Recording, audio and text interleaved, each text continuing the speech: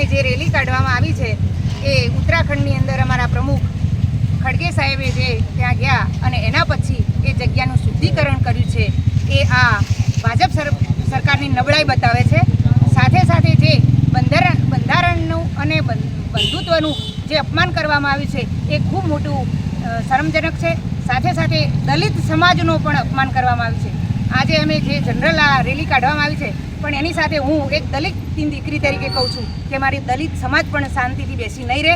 આનો જવાબ અમે આ સમયની અંદર જડબાતોડ આપવાના છીએ અને એ જવાબ માટે સરકાર તૈયારી રાખે.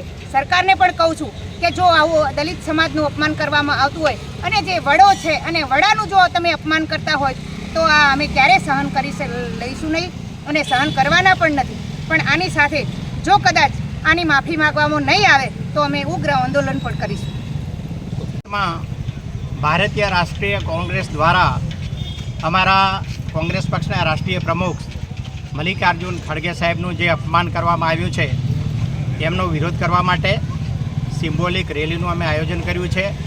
હમણાં જ ઉત્તરાખંડમાં હલ્દાનીમાં અમારા દલિત સમાજના અમારું ગૌરવ કહેવાય એવા મલ્લિકાર્જુન ખડગે સાહેબની સભા હતી અને એ સભા પૂરી થયા પછી ત્યાં ભારતીય જનતા પાર્ટી અને આરએસએસના માણસોએ ત્યાં ગંગાજળ છાંટી અને શુદ્ધિકરણનો કાર્યક્રમ આપ્યો. આ બાબા સાહેબે આવેલા જે આપણું બંધારણ છે એનું હળાહળ અપમાન છે. માત્ર ખડગે સાહેબનું નહીં, સમગ્ર ભારતમાં રહેતો તમામ માણસોનું અપમાન છે, તમામ સમાજોનું અપમાન છે.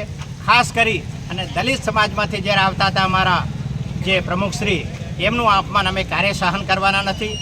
અમે એને કડક શબ્દોમાં વખોડી કાઢીએ છીએ અને લોકસભામાં પણ ઉપસભાપતિએ આને વખોડ્યું છે.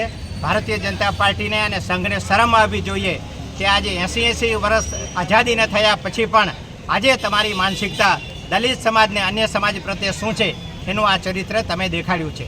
તમારો ચાલ ચરિત્ર અને ચહેરો ભારતીય જનતા પાર્ટીનો ખુલ્લો પડી ગયો છે.